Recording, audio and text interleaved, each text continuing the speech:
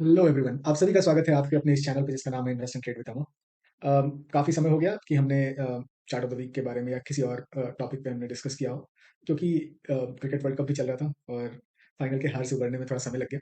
But हम आज आ चुके हैं इस हफ्ता के चार्ट ऑफ द वीक के बारे में बात करने के लिए। और उसके पहले मैं हम आज तक जिस भी चार्ट पे चर्चा किया है हमने उसको मैंने यहाँ पर एक जगह एकत्रित कर रखा है इस पेज पे, और सबका परफॉर्मेंस इस पेज पे हमें दिख रहा है।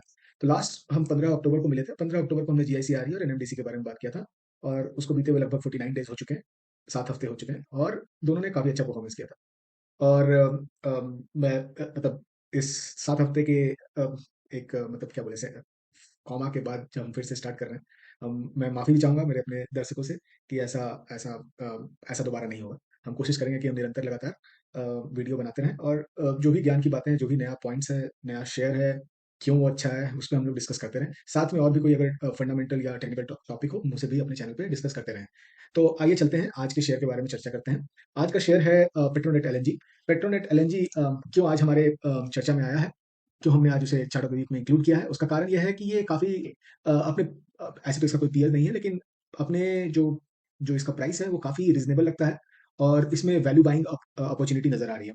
तो आइए देखते हैं कि क्या-क्या फैक्टर है। सबसे पहले हम इसका पी देखते हैं कि पी 10 से भी कम है, 9 से भी कम है, 8.9 है।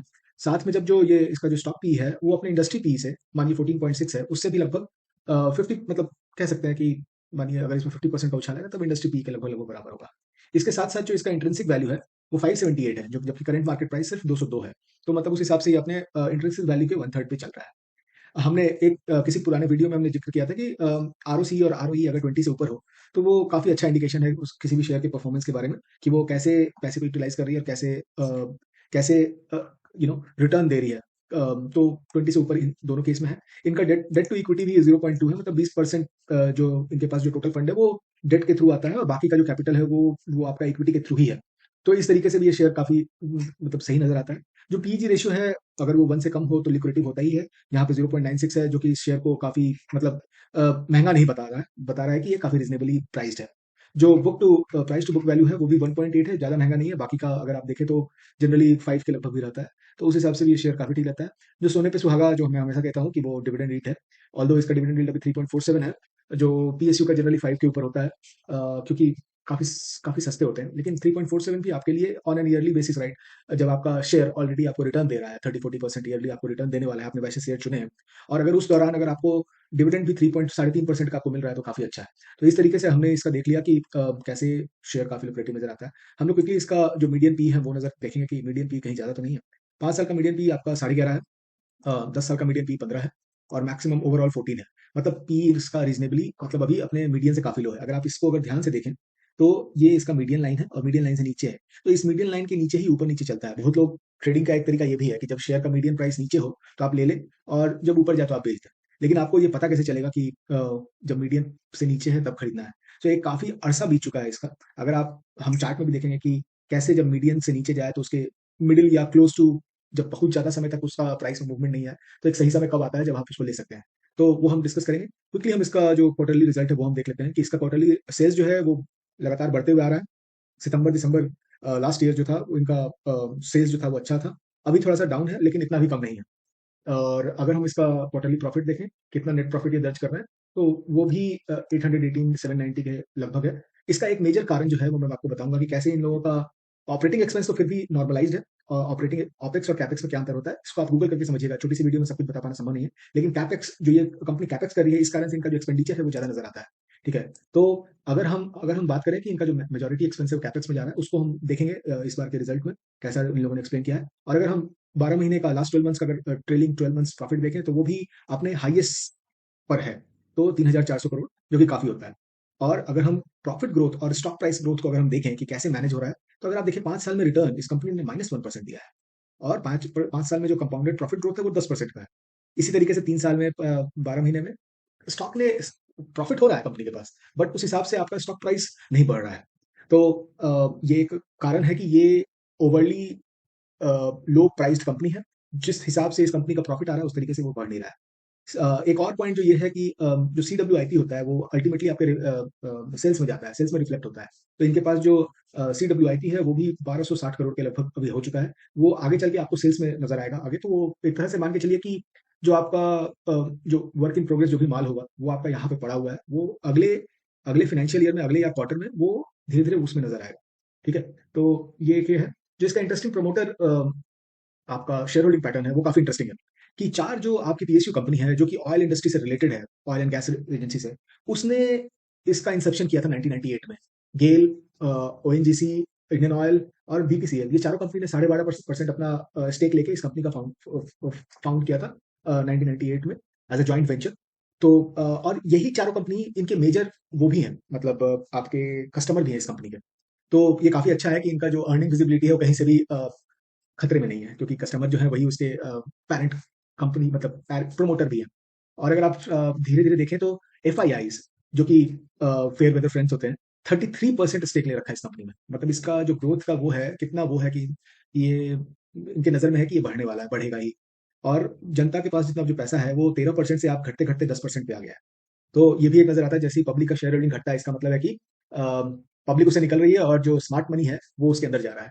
तो ये एक पैमाना हुआ देखने का। और अगर हम क्विकली इस कंपनी के बारे में देखें, मैं जान रहा हूँ वीडियो थोड़ा लंबा होगा, बट हम इसी से कुछ सीखने का प्रयास कर सकते हैं। तो अगर हम देखें कि पेट्रोनेट LNG के बारे में यहाँ लिखा हुआ है वही चीज़ कि 1998 में जॉइंट वेंचर था चारों कंपनी के बारे में। जो जो मेजर इंपॉर्टेंट बात है कि इनका जो ये बिजनेस है वो काफ़ी नीश है, मतलब काफ़ी यूनिक है। ये ट्रांसपोर्टेशन, स्टोरेज और regasification of LNG, liquefied natural gas के उसमें आते हैं। और चूंकि अभी आपने देखा होगा कि हमारे प्रधानमंत्री जो UAE गए थे, जो क्लाइमेट क्लाइमेट समिट था, उसमें भी जो LNG होता है वो एक इन्वायरमेंट फ्रेंडली फ्यूल है। तो उसको उसको धीरे धीरे प्रमोट ही किया जा रहा है। इस कंपनी का जो ग्रोथ है वो, मतलब जो फ्यूचर ग्रोथ पोटेंशियल हमें दिख रहा है कि इसमें इन्वेस्टमेंट और आएगा ही। करेंटली ये कंपनी के पास दो रीगैसिफिकेशन टर्मिनल है इंडिया में, दहेज गुजरात और कोची केरला में, जिसका टोटल कंबाइंड कैपेसिटी 22.5 MMTPA है। और ये इसका मेजरमेंट यूनिट है। और ये टोटल कंट्री के गैस सप्लाई का 40% मतलब अकाउंट करता है। और 75% LNG इम्पोर्ट जो भी इंडिया में है वो ये देखते हैं, मतलब इम्पोर्ट होके ये स्टोरेज भी देखेंगे, ट्रांसपोर्टेशन भी देखेंगे और फिर रीगैसिफिकेशन का भी देखेंगे। तो 75% मतलब एक तरह से मान के चलिए कि इनका एक कमांड है। मोनोपोली नहीं भी कहेंगे, लेकिन फिर भी ये मार्केट लीडर है। तो ये एक मेजर पॉइंट हो गया आपका। और इस कंपनी का जो मेजर कस्टमर है इनके फाउंडर ही हैं, और 93% रेवेन्यू इन्हीं से आता है। ठीक है? और अगर हम और कोई इंपॉर्टेंट बात इसमें देखना चाहें तो कई नई नई वेंचर कंपनी अपने थ्रू कर रही है। जैसे बांग्लादेश में रीगैसिफिकेशन टर्मिनल खोलने वाली है, अंडमान में, श्रीलंका में। श्रीलंका और बांग्लादेश से तो फिर हम ये पैसे भी लेके आएंगे अगर एक्सपोर्ट करते हैं अपना सर्विसेज। दहेज टर्मिनल का जो एक्सपेंशन है, इस बार के क्वार्टरली रिजल्ट का मेजर हाईलाइट था कि अगर मैं आपको एक इनके वेबसाइट पे जाके पेज दिखाऊं कि कैसे इन लोगों ने अपना कैपेसिटी बढ़ाया है, कैसे इनके चैनल्स हैं, ये आपको पूरा दिखेगा। ये 2 LNG टर्मिनल है, कैसे कहाँ से कहाँ तक सप्लाई हो रहा है, कैसे ट्रांसपोर्टेशन चैनल बना हुआ है इनका, है ना? तो आप इसको देख के समझेंगे कि कैसे बहुत सीमित तरीके से अपने आप को 2009 में 10 MMTPA था दहेज का, फिर दहेज का 15 से 17.5 हुआ। और अब इस बार के उसमें इन लोगों ने उसमें बताया कि ये 17.5 से 22 ले जाना चाहते हैं सिर्फ दहेज का, है ना? तो ये एक्सपेंशन अगले 1 से 1.5 साल में आएगा, मई 2024 तक में इन लोगों ने बोला है। क्विकली अगर मैं वो भी दिखा दूं, वीडियो लंबा हो रहा है, but Dahej terminal will be expanded from 17.5 MMTPA to 22 MMTPA capacity. और दो जो LNG टैंक्स हैं उसका कंस्ट्रक्शन हो रहा है, मई 2024 तक हो ही जाएगा। और कई तरह के नए इन्वायरमेंट फ्रेंडली प्रोडक्ट्स बन रहे हैं। अगर आप LNG के बारे में गूगल भी करेंगे तो जैसे नेचुरल गैस आपको मिलता है पहाड़ों की दर्रों में, जो गैस भरे रहते हैं, शेल गैस वगैरह, तो उसी तरह से नेचुरल गैस भी होता है। नेचुरल गैस अमेरिका का टोटल एनर्जी जो कंजम्पशन है उसका 46% करता है, क्योंकि उन लोगों के यहाँ ठंड ज़्यादा पड़ती है, तो जो गैस सप्लाई भी होता है घरों में वो भी नेचुरल गैस ही होता है। रशिया में ज़्यादा होता है। तो अब वो जो नेचुरल गैस है, अगर हम उसको लिक्विफाई करते हैं तो वॉल्यूम के कंपेरिजन में 600 टाइम्स वो कम हो जाता है। तो अगर आप उसको ट्रांसपोर्ट करते हैं और अगर वो गैसिफाइड फॉर्म में करेंगे, तो आप समझ के चलिए कि अगर 1 लीटर उसका वॉल्यूम है तो 600 गैस का जो वॉल्यूम होगा वो 600 लीटर होगा, जो कि अगर आप उसका लिक्विफाइड फॉर्म में लेके चलेंगे तो वो 1 लीटर होगा। तो कितना डिफरेंस आ जाता है। तो इस बिजनेस का इसी इसी LNG के बिजनेस में ये लोग हैं, पर्टिकुलरली मैन्युफैक्चरिंग में नहीं, बट ट्रांसपोर्टेशन, स्टोरेज और रीगैसिफिकेशन में। कोई अगर आपका ट्यूब खत्म हो गया तो उसको रीगैसिफाई करेंगे। तो ये एक ये हमने देखा कि क्या इसका वो है, कैपेसिटी एक्सपेंशन पे काम कर रहे हैं। आप रिजल्ट में ही हमने यहाँ पे देख ही लिया कि the company has approved a petrochemical project worth 20,000 crore. तो ये कैपेक्स पे चल रहा है, कैपेक्स के ऊपर है, हमने देख लिया काफी अच्छे से डिटेल। अब हम आते हैं टोटली फटाफट चार्ट चार्ट पे। तो जो एक बेसिक चार्ट है वो मैंने यहाँ पे आप लोगों के लिए बना रखा है। तो अगर आप इसको देखें तो यहाँ पे एक reverse head and shoulder pattern बन रहा है। तो मैं इसको आपको ऐसे ड्रॉ करके दिखाता हूँ। ये इसका डेप्थ हो गया, एक ये यहाँ पे बन गया। ये एक आपका एक रिवर्स कफ हैंडल पैटर्न का बना, inverse sorry head and shoulder pattern. और साथ में अगर आप इसको बड़े टाइम फ्रेम, इसको अगर हम तुरंत इससे ड्रॉ करके देखें तो ये हो गया आपका कप, ये हो गया आपका हैंडल बनने वाला है। तो अगर इसका अगर हम तुरंत अगर हम देखें कि इसका डेप्थ अगर हम नापें, तो इसके ऊपर ही अगर हम प्लॉट कर दें, तो यहाँ से आपका जो टोटल रिटर्न आने वाला है वो लगभग लगभग आपका 58% है करंट प्राइस से। लेकिन चूंकि आज बीजेपी 3 राज्यों में चुनाव जीत गई है और बीजेपी को जनरली मार्केट फ्रेंडली माना जाता है, तो कल मार्केट भागने वाला है, तो आपको 201 202 के प्राइस पे तो नहीं मिलने वाला है। तो यहाँ से ये रिटर्न आता है।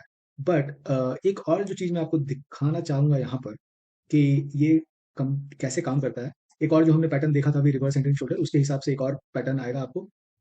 उसका भी टारगेट हम क्विकली देख ही लेते हैं इस हिसाब से। तो इस हिसाब से जो टारगेट है वो आपका,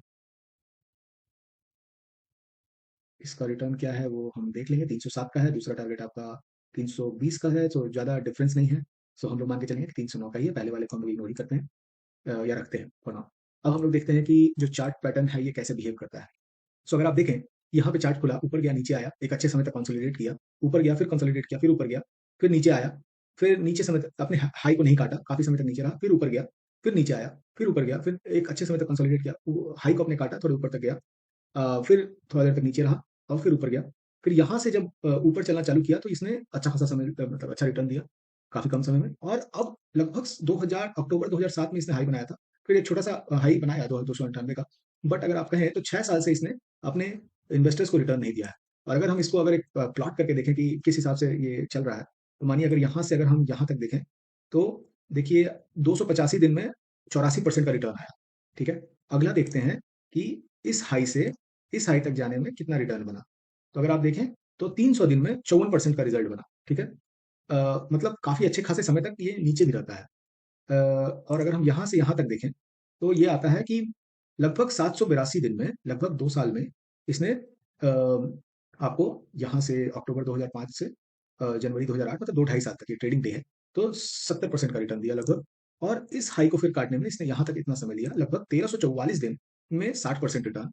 अगला हम चलते हैं यहाँ से लेकर, यहाँ नहीं, यहाँ तक लेके चलते हैं कि ये लगभग 1590 दिन में इसने 50% रिटर्न दिया। अब हम यहाँ से जो इसका रिटर्न आया है, ये लगभग 2 साल में इन लोगों ने रिटर्न दिया 100% का। अब हम आते हैं यहाँ से, हम देखते हैं कि ये कितना समय बीत चुका है। और अगर हम बस यहाँ से यहाँ तक देखें, तो अगर आप, मैं इसको यहीं पे होल्ड करके रखता हूँ, 2214 दिन में इसने -30% का रिटर्न दिया है। तो अगर हम मानिए कि जो ये पूरा चार्ट हमने देखा है, किसी में भी इसने 2214 दिन तक का वेट नहीं किया है और मिनिमम 50% रिटर्न दिया ही दिया है। तो अगर हम 50% तक चलें, तो इसको थोड़ा नीचे कर लें और 50% इसको मैं ब्लॉक कर देता हूँ। ठीक है, 412 पे, 412 पे। और ये अपने लोएस्ट पॉइंट पे है, जो यहाँ पर है। एक कोविड के समय लोएस्ट पॉइंट इसका 172 का बना था। और लोएस्ट पॉइंट जो, अगर मैं इस यहाँ पे एक रेखा खींच दूं, तो आप देखेंगे कि ये 192 का है। मात्र अपने अपने जो लोएस्ट पॉइंट है पिछले 3 साल में, उसके लगभग 5% के रेंज में है। तो आपके पास खोने के लिए कुछ नहीं है। लेकिन आपके लिए पास, अगर मैं इस टारगेट से ऊपर भी मानिए 50% का टारगेट मान के चलूं, है ना, और यहाँ तक 100% रिटर्न है, अगले 2 से 3 साल में भी अगर ये 100% रिटर्न बन के आता है, तो क्या बुरा है। आपके पास, आपको आपको ज्यादा दिमाग लगाने की जरूरत नहीं है, सिंपली आपका पैसा बन रहा है। और अगर जो ये एमएमटीए का जो राइस है, 17.5 एमएमटीपीए जो कैपेसिटी से 22.5-30% बढ़ने का बात है, अगर वो रिफ्लेक्ट होने लगा, तो आपका ग्रोथ बढ़ेगा ही बढ़ेगा। और अभी जो आपका जो प्रॉफिट है वो कम इसलिए आ रहा है क्योंकि इन लोगों ने कैपेक्स कर रहे हैं, कैपेसिटी एक्सपेंशन कर रहे हैं, और उसमें ये लोग 20,000 करोड़ इन्वेस्ट कर चुके हैं। मतलब ये जो एक्सपेंडिचर है वो आपका नया कैपेक्स हम लोग प्लान कर रहे हैं, पता नहीं हर क्वार्टर या हर साल कितना ले रहे होंगे। बट अगर इसमें माने कि हम 10,000 करोड़ भी कैपेक्स के लिए इन लोगों ने साइड कर रखा है, तो कितना बड़ा अमाउंट आपका प्रॉफिट से मतलब छुप रहा है। तो वो भी आपका धीरे धीरे जब वो रियलाइज हो जाएगा 2024-25 तक, 2024-25 फाइनेंशियल ईयर तक, ये सब प्रॉफिट में दिखेगा। तो मैं इसमें ऑलरेडी 1/3 क्वांटिटी इन्वेस्ट कर चुका हूँ, 200 के लगभग में। और रिजल्ट अच्छा आया तो ये इस प्राइस पे तो दोबारा नहीं मिलेगा। बट ये 100% पोटेंशियल का प्लेयर है यहाँ पर। आप भी अपने हिसाब से इसमें देखिएगा, रिसर्च करके, अपना एनालिसिस करके इसमें आप इन्वेस्ट कर सकते हैं। बट डेफिनेटली मैं इसमें 100% रिटर्न के लिए 412 तक तो मैं इसमें इन्वेस्टेड रहूंगा। और जैसे जैसे इसका फाइनेंशियल चेंज होगा, उसमें हम इस पर फिर से कोशिश करेंगे कि इस पर हम अपना एनालिसिस फिर से लेके आएँ और फिर से बात करें। आप सभी का देखने के लिए धन्यवाद है। और हम फिर से इस तरह का एब्सेंटी नहीं देखेंगे अपने चैनल पे। देखने के लिए धन्यवाद। प्लीज़ अपने दोस्तों को भी प्लीज़ शेयर करें। और ये चैनल आपका भी है, इसे बढ़ाने में और इसको एक्सपैंड करने में मेरी हेल्प करें। और क्योंकि हम जो नॉलेज दे रहे हैं वो फ्री ऑफ कॉस्ट है, और अपने अपने इन्वेस्टर दोस्तों को, जो लोग इन्वेस्ट करते हैं या नहीं भी करते हैं, उनको इस फील्ड में लाना ज़रूरी है।